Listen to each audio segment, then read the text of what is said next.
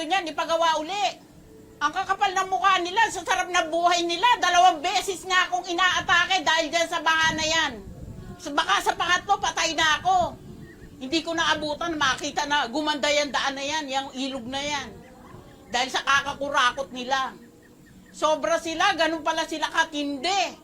Ganun sila kagrabe na mangurakot. Hindi sila naaawa sa mga tao, sa mga batang nilulubog araw-araw pag pumapasok sa eskwela. Hindi sila naaawa hanggang liig. Naglalakad sa karsada dito para lang makapasok. Tapos sila nagpapasarap. Binubulsa ang kaba ng bayan. Wala silang awa sa mga estudyante. Ako sobrang galit ko talaga. Sobrang hirap na inaabot ng mga pamangking ko. Dahil sa mga ginawa nila.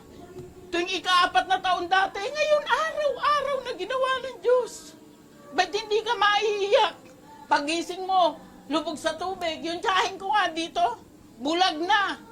Araw-araw nakababad sa tubig. Dati hindi siya inaabot. Ngayon, higaan na lang niya. Ang nakalitaw, tinaas pa na ganyang kataas.